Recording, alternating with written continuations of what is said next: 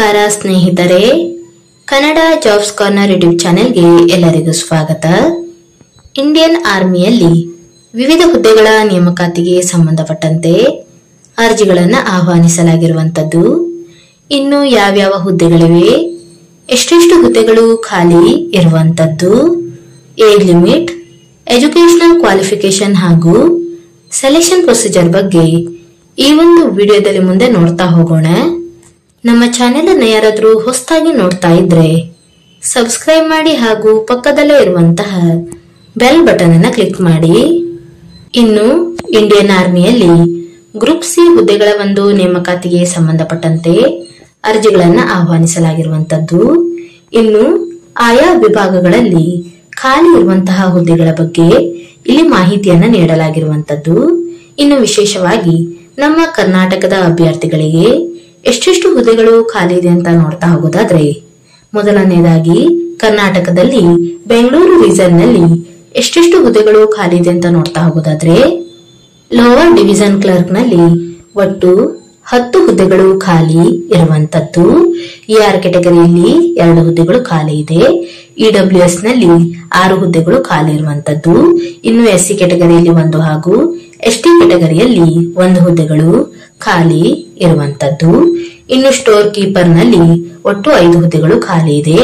ER ಕೆಟಗರಿಯಲ್ಲಿ 2, EWS ನಲ್ಲಿ 1, SC ಕೆಟಗರಿಯಲ್ಲಿ 1 ಹಾಗೂ OBC ಕೆಟಗರಿಯಲ್ಲಿ 1 ಹುದ್ದೆಗಳು ಖಾಲಿ ಇರುವಂತದ್ದು.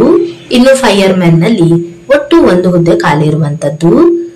ST ಕೆಟಗರಿಯಲ್ಲಿ 1 ಹುದ್ದೆಗಳು ಖಾಲಿ ಇದೆ. ಇನ್ನು ಟೆಲಿಕಾಂ ಮೆಕ್ಯಾನಿಕ್ ನಲ್ಲಿ 1 ಹುದ್ದೆಗಳು ಖಾಲಿ ಇರುವಂತದ್ದು. ER ಕೆಟಗರಿಯಲ್ಲಿ 1 ಹುದ್ದೆಗಳು ಖಾಲಿ ಇರುವಂತದ್ದು. ಇನ್ನು ಎಲೆಕ್ಟ್ರಿಷಿಯನ್ ನಲ್ಲಿ ಒಟ್ಟು 3 ಹುದ್ದೆಗಳು ಖಾಲಿ ಇರುವಂತದ್ದು. ER ಕೆಟಗರಿಯಲ್ಲಿ 1 ಹಾಗೂ SC ಕೆಟಗರಿಯಲ್ಲಿ 1 ಹುದ್ದೆಗಳು ಖಾಲಿ ಇದೆ ಹಾಗೂ OBC ಕೆಟಗರಿಯಲ್ಲಿ 1 ಹುದ್ದೆಗಳು ಖಾಲಿ ಇರುವಂತದ್ದು. ಇನ್ನು ಫಿಟ್ಟರ್ ನಲ್ಲಿ ER ಕೆಟಗರಿಯಲ್ಲಿ 1 ಹುದ್ದೆಗಳು ಖಾಲಿ ಇರುವಂತದ್ದು. ಇನ್ನು ನಮ್ಮ ಕರ್ನಾಟಕದ ಅಭ್ಯರ್ಥಿಗಳಿಗೆ ಅರ್ಜಿಯನ್ನ ಸಲ್ಲಿಸುವಂತಹ ವಿಧಾನದ ಬಗ್ಗೆ ನೋಡೋದಾದ್ರೆ, ಅಭ್ಯರ್ಥಿಗಳು commandant 515 army base workshop, Hulsur, Bengaluru, Karnataka 560008 ಈ ಒಂದು ಅಡ್ರೆಸ್ಗೆ ತಮ್ಮ ಒಂದು ಎಲ್ಲಾ ದಾಖಲಾತಿಗಳೊಂದಿಗೆ ಅಪ್ಲಿಕೇಶನ್ ಫಾರ್ಮ್ ಅನ್ನ ಸಲ್ಲಿಸಬೇಕು ಹಾಗೂ ಇಲ್ಲಿಯೇ ಅಭ್ಯರ್ಥಿಗಳಿಗೆ ಎಕ್ಸಾಮಿನೇಷನ್ ಅನ್ನ ನಡೆಸಲಾಗುವಂತದ್ದು. ಇನ್ನು ಆಯಾ ವಿಭಾಗಗಳ ಅಭ್ಯರ್ಥಿಗಳಿಗೆ ಆಯಾ ರಾಜ್ಯಗಳಿಗೆ ಸಂಬಂಧಪಟ್ಟಂತೆ ಎಕ್ಸಾಮಿನೇಷನ್ ಅನ್ನ ನಡೆಸಲಾಗುವಂತದ್ದು. ಇನ್ನು ಎಜುಕೇಶನಲ್ ಕ್ವಾಲಿಫಿಕೇಶನ್ ಬಗ್ಗೆ ನೋಡ್ತಾ ಹೋಗೋದಾದ್ರೆ, ಆಯಾ ಹುದ್ದೆಗಳಿಗೆ ಸಂಬಂಧಪಟ್ಟಂತೆ ವಿದ್ಯಾರ್ಹತೆ ಬಗ್ಗೆ ಇಲ್ಲಿ ನೋಟಿಫಿಕೇಶನ್ ನಲ್ಲಿ ಎಲ್ಲಾ ಮಾಹಿತಿಯನ್ನ ನೀಡಿರುವಂತದ್ದು. ಇನ್ನು ನಮ್ಮ ಕರ್ನಾಟಕದ ಅಭ್ಯರ್ಥಿಗಳಿಗೆ ಸಂಬಂಧಪಟ್ಟಂತೆ ಹುದ್ದೆಗಳಿಗೆ ಸಂಬಂಧಪಟ್ಟಂತೆ ಎಜುಕೇಶನಲ್ ಕ್ವಾಲಿಫಿಕೇಶನ್ ಬಗ್ಗೆ ನೋಡೋದಾದ್ರೆ, ಮೊದಲನೇದಾಗಿ ಲೋವರ್ ಡಿವಿಷನ್ ಕ್ಲರ್ಕ್ ಈ ಒಂದು ಹುದ್ದೆಗಳಿಗೆ ನೋಡೋದಾದ್ರೆ PUCಯನ್ನು ಪಾಸ್ ಆದಂತಹ ಅಭ್ಯರ್ಥಿಗಳು ಅರ್ಜಿಯನ್ನು ಸಲ್ಲಿಸಬಹುದು ಹಾಗೂ ಅಭ್ಯರ್ಥಿಗಳು ಇದರ ಜೊತೆಗೆ ಟೈಪಿಂಗ್ ನಾಲೆಜ್ ಅನ್ನು ಸಹ ಹೊಂದಿರಬೇಕಾಗಿರುವಂತದ್ದು. ಇಂಗ್ಲಿಷಿನಲ್ಲಿ ಪ್ರತಿ ನಿಮಿಷಕ್ಕೆ 35 ವರ್ಡ್ಗಳನ್ನ ಟೈಪಿಂಗ್ ಮಾಡುವಂತ ಸಾಮರ್ಥ್ಯವನ್ನ ಹೊಂದಿರಬೇಕು ಹಾಗೂ ಹಿಂದಿಯಲ್ಲಿ 30 ವರ್ಡ್ಗಳನ್ನ ಟೈಪಿಂಗ್ ಮಾಡುವಂತಹ ಸಾಮರ್ಥ್ಯವನ್ನ ಹೊಂದಿರಬೇಕಾಗಿರುತ್ತದೆ. ಇನ್ನು ಎರಡನೇದಾಗಿ ಸ್ಟೋರ್ ಕೀಪರ್ ಈ ಒಂದು ಹುದ್ದೆಗಳಿಗೆ ನೋಡೋದಾದ್ರೆ, PUCಯನ್ನ ಪಾಸ್ ಆದಂತಹ ಅಭ್ಯರ್ಥಿಗಳು ಈ ಒಂದು ಹುದ್ದೆಗಳಿಗೆ ಅರ್ಜಿಯನ್ನ ಸಲ್ಲಿಸಬಹುದು. ಇನ್ನು ಮೂರನೇದಾಗಿ ಫೈರ್ ಮ್ಯಾನ್ ಈ ಒಂದು ಹುದ್ದೆಗಳಿಗೆ ನೋಡ್ತಾ ಹೋಗೋದಾದ್ರೆ, SSLCಯನ್ನ ಪಾಸ್ ಆದಂತಹ ಅಭ್ಯರ್ಥಿಗಳು ಈ ಒಂದು ಹುದ್ದೆಗಳಿಗೆ ಅರ್ಜಿಯನ್ನ ಸಲ್ಲಿಸಬಹುದು ಹಾಗೂ ಅಭ್ಯರ್ಥಿಗಳು ಸಂಬಂಧಪಟ್ಟಂತಹ ಫೀಲ್ಡ್ ನಲ್ಲಿ ಒಂದು ನಾಲೆಜ್ ಅನ್ನು ಸಹ ಹೊಂದಿರಬೇಕಾಗಿರುವಂತದ್ದು. ಇದರ ಬಗ್ಗೆಯೂ ಸಹ ನೋಟಿಫಿಕೇಶನ್ ನಲ್ಲಿ ಎಲ್ಲಾ ಮಾಹಿತಿಯನ್ನು ಡೀಟೇಲ್ ಆಗಿ ನೀಡಿರುವಂತದ್ದು. ಇನ್ನು ಟೆಲಿಕಾಂ ಮೆಕ್ಯಾನಿಕ್ ಈ ಒಂದು ಹುದ್ದೆಗಳಿಗೆ ನೋಡ್ತಾ ಹೋಗೋದಾದ್ರೆ, ಅಭ್ಯರ್ಥಿಗಳು PUCಯನ್ನ ಪಾಸ್ ಆಗಿರಬೇಕು ಹಾಗೂ ಇದರ ಜೊತೆಗೆ ಸಂಬಂಧಪಟ್ಟಂತಹ ಟ್ರೇಡ್ ನಲ್ಲಿ ITI ಕೋರ್ಸ್ ಅನ್ನು ಸಹ ಮಾಡಿರಬೇಕು ಅಥವಾ ಇನ್ನು ಒಂದು ಕ್ವಾಲಿಫಿಕೇಶನ್ ಅನ್ನು ಸಹ ನೀಡಿರುವಂತದ್ದು. ಆರ್ಮ್ಡ್ ಫೋರ್ಸ್ ಪರ್ಸನ್ ಗಳು ಸಹ ಅರ್ಜಿಯನ್ನ ಸಲ್ಲಿಸಬಹುದು ಅಥವಾ ಸಂಬಂಧಪಟ್ಟಂತಹ ಫೀಲ್ಡ್ ನಲ್ಲಿ ಎಕ್ಸ್ ಸರ್ವಿಸ್ ಮೆನ್ ಅಭ್ಯರ್ಥಿಗಳು ಸಹ ಅರ್ಜಿಯನ್ನ ಸಲ್ಲಿಸಬಹುದಾಗಿರುವಂತದ್ದು.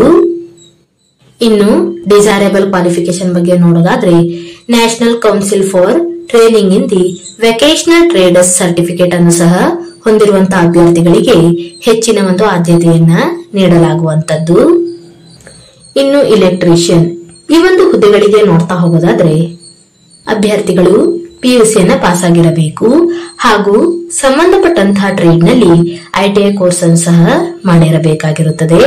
ಅಥವಾ ಆರ್ಮ್ಡ್ ಫೋರ್ಸಸ್ ಪರ್ಸನ್ಗಳು ಸಹ ಅರ್ಜಿಯನ್ನು ಸಲ್ಲಿಸಬಹುದು. ಅಥವಾ ಸಂಬಂಧಪಟ್ಟಂತಹ ಟ್ರೇಡ್ ನಲ್ಲಿ ಎಕ್ಸ್ ಸರ್ವಿಸ್ ಮೆನ್ ಅಭ್ಯರ್ಥಿಗಳು ಸಹ ಅರ್ಜಿಯನ್ನು ಸಲ್ಲಿಸಬಹುದಾಗಿರುವಂತದ್ದು. ಇನ್ನು ಡಿಸೈರಬಲ್ ಕ್ವಾಲಿಫಿಕೇಶನ್ ಬಗ್ಗೆ ನೋಡೋದಾದ್ರೆ national council for training in the vocational trader certificate ಅನ್ನ ಹೊಂದಿರುವಂತಹ ಅಭ್ಯರ್ಥಿಗಳು ಸಹ ಅರ್ಜಿಯನ್ನ ಸಲ್ಲಿಸಬಹುದು. ಇನ್ನು ಫಿಟ್ಟರ್ ಈ ಒಂದು ಹುದ್ದೆಗಳಿಗೆ ನೋಡೋದಾದ್ರೆ ಅಭ್ಯರ್ಥಿಗಳು ಸಂಬಂಧಪಟ್ಟಂತಹ ಟ್ರೇಡ್ ನಲ್ಲಿ ಐಟಿಐ ಸರ್ಟಿಫಿಕೇಟ್ ಅನ್ನ ಹೊಂದಿರಬೇಕು. ಅಥವಾ ಆರ್ಮ್ಡ್ ಫೋರ್ಸಸ್ ಪರ್ಸನ್ಗಳು ಸಹ ಅರ್ಜಿಯನ್ನು ಸಲ್ಲಿಸಬಹುದು. ಅಥವಾ ಸಂಬಂಧಪಟ್ಟಂತಹ ಟ್ರೇಡ್ ನಲ್ಲಿ ಎಕ್ಸ್ ಸರ್ವಿಸ್ ಮೆನ್ ಅಭ್ಯರ್ಥಿಗಳು ಸಹ ಅರ್ಜಿಯನ್ನು ಸಲ್ಲಿಸಬಹುದು. ಇನ್ನು ಡಿಸೈರಬಲ್ ಕ್ವಾಲಿಫಿಕೇಶನ್ ಬಗ್ಗೆ ನೋಡೋದಾದ್ರೆ national council for training in the vocational traders certificate ಅನ್ನು ಹೊಂದಿರುವವರು ಸಹ ಅರ್ಜಿಯನ್ನು ಸಲ್ಲಿಸಬಹುದು. ಇನ್ನು ವೇತನ ಶ್ರೇಣಿಯ ಬಗ್ಗೆ ನೋಡೋದಾದ್ರೆ ಆಯಾ ಹುದ್ದೆಗಳಿಗೆ ಸಂಬಂಧಪಟ್ಟಂತೆ ವೇತನ ಶ್ರೇಣಿಯ ಬಗ್ಗೆ ಇಲ್ಲಿ ಎಲ್ಲಾ ಮಾಹಿತಿಯನ್ನ ಡೀಟೇಲ್ ಆಗಿ ನೀಡಿರುವಂತದ್ದು. ಇನ್ನು ಏಜ್ ಲಿಮಿಟ್ ಬಗ್ಗೆ ನೋಡೋದಾದ್ರೆ 18ರಿಂದ 25 ವರ್ಷದ ಒಳಗಿನ ಎಲ್ಲಾ ಅಭ್ಯರ್ಥಿಗಳು ಅರ್ಜಿಯನ್ನು ಸಲ್ಲಿಸಬಹುದಾಗಿರುವಂತದ್ದು. ಹಾಗೂ ಆಯಾ ಕೆಟಗರಿಗೆ ಸಂಬಂಧಪಟ್ಟಂತೆ ಏಜ್ ರಿಲ್ಯಾಕ್ಸೇಷನ್ ಬಗ್ಗೆಯೂ ಸಹ ಇಲ್ಲಿ ಮಾಹಿತಿಯನ್ನ ನೀಡಲಾಗಿರುವಂತದ್ದು.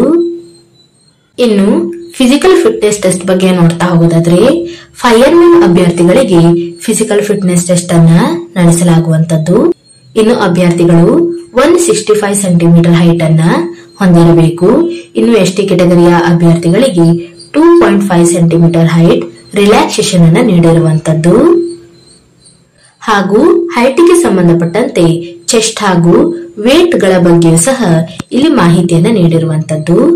ಇನ್ನು ಫಿಟ್ನೆಸ್ ಟೆಸ್ಟ್ ಬಗ್ಗೆ ನೋಡ್ತಾ ಹೋಗೋದಾದ್ರೆ ಅಭ್ಯರ್ಥಿಗಳು 63.5 ಕೆಜಿ ವೇಟ್ ಅನ್ನ 183 ಮೀಟರ್ ಡಿಸ್ಟೆನ್ಸ್ ಹೊರಗಡೆ 96 ಸೆಕೆಂಡ್ಗಳಲ್ಲಿ ಕಂಪ್ಲೀಟ್ ಮಾಡಬೇಕಾಗಿರುವಂತದ್ದು. ಹಾಗೂ ಅಭ್ಯರ್ಥಿಗಳಿಗೆ 2.7 ಮೀಟರ್ ಲಾಂಗ್ ಜಂಪ್ ಇರುವಂತದ್ದು ಹಾಗೂ 3 ಮೀಟರ್ ಕ್ಲೈಂಬಿಂಗ್ ಸಹ ಇರುತ್ತದೆ. ಇನ್ನು ಅರ್ಜಿಯನ್ನು ಸಲ್ಲಿಸುವಂತಹ ವಿಧಾನದ ಬಗ್ಗೆ ನೋಡೋದಾದ್ರೆ ಅಭ್ಯರ್ಥಿಗಳಿಗೆ ನೋಟಿಫಿಕೇಶನ್ ನ ಕೆಳಭಾಗದಲ್ಲಿ ಅಪ್ಲಿಕೇಶನ್ ಫಾರ್ಮ್ ಅನ್ನು ಸಹ ನೀಡಿರುವಂತದ್ದು. ಇನ್ನು ಅಭ್ಯರ್ಥಿಗಳು ಅಪ್ಲಿಕೇಶನ್ ಫಾರ್ಮ್ ಅನ್ನ A4 ಸೈಜಿನಲ್ಲಿ ಟೈಪ್ ಮಾಡಿ ಅದರ ಜೊತೆಗೆ ಸಂಬಂಧಪಟ್ಟಂತಹ ಎಲ್ಲಾ ದಾಖಲಾತಿಗಳನ್ನು ಲಗತ್ತಿಸಿ ಆರ್ಡಿನರಿ ಪೋಸ್ಟಲ್ ಮುಖಾಂತರ ಅರ್ಜಿಯನ್ನು ಸಲ್ಲಿಸಬಹುದು. ಇನ್ನು ಅಭ್ಯರ್ಥಿಗಳು ಅರ್ಜಿಯನ್ನು ಸಲ್ಲಿಸುವಂತಹ ಸಂದರ್ಭದಲ್ಲಿ ಎನ್ವೆಲೋಪಿನ ಮೇಲ್ಭಾಗದಲ್ಲಿ application for the post of ನಾವು ಯಾವ ಒಂದು ಹುದ್ದೆಗೆ ಅರ್ಜಿಯನ್ನು ಸಲ್ಲಿಸುತ್ತೇವೆಯೋ ಅದನ್ನು ಎನ್ವೆಲೋಪಿನ ಮೇಲ್ಭಾಗದಲ್ಲಿ ಮೆನ್ಷನ್ ಮಾಡಬೇಕು. ಹಾಗೂ ಅಭ್ಯರ್ಥಿಗಳು ತಮ್ಮ ಇಮೇಲ್ ಐಡಿ ಹಾಗೂ ಆಧಾರ್ ಕಾರ್ಡ್ಗೆ ಲಿಂಕ್ ಆಗಿರುವಂತಹ ಮೊಬೈಲ್ ನಂಬರ್ ಅನ್ನು ಸಹ ಮೆನ್ಷನ್ ಮಾಡಿರಬೇಕು. ಅಭ್ಯರ್ಥಿಗಳಿಗೆ ನೋಟಿಫಿಕೇಶನ್ ಬಿಡುಗಡೆಯಾದ ದಿನದಿಂದ 21 ದಿನಗಳವರೆಗೆ ಅರ್ಜಿಯನ್ನು ಸಲ್ಲಿಸಲು ಅವಕಾಶವನ್ನ ನೀಡಲಾಗಿರುವಂತದ್ದು. ಹಾಗೂ ಅಭ್ಯರ್ಥಿಗಳು ಕೇವಲ ಒಂದು ಟ್ರೇಡಿಗೆ ಒಂದು ಲೊಕೇಶನ್ಗೆ ಅರ್ಜಿಯನ್ನು ಸಲ್ಲಿಸಬಹುದಾಗಿರುವಂತದ್ದು. ಇದರ ಬಗ್ಗೆಯೂ ಸಹ ಇಲ್ಲಿ ಮಾಹಿತಿಯನ್ನ ನೀಡಲಾಗಿದೆ. ಇನ್ನು ಎಕ್ಸಾಮಿನೇಷನ್ ಪ್ರೊಸೀಜರ್ ಬಗ್ಗೆ ನೋಡ್ತಾ ಹೋಗೋದಾದ್ರೆ ಅಭ್ಯರ್ಥಿಗಳಿಗೆ ಆಫ್ಲೈನ್ ಮುಖಾಂತರ ಎಕ್ಸಾಮ್ ಅನ್ನು ನಡೆಸಲಾಗುವಂತದ್ದು. ಒಟ್ಟು 150 ಅಂಕಗಳಿಗೆ ಎಕ್ಸಾಮ್ ಅನ್ನು ನಡೆಸಲಾಗುವಂತದ್ದು ಹಾಗೂ OMR ಬೇಸ್ಡ್ ಮುಖಾಂತರ ಎಕ್ಸಾಮ್ ಅನ್ನು ನಡೆಸಲಾಗುತ್ತದೆ.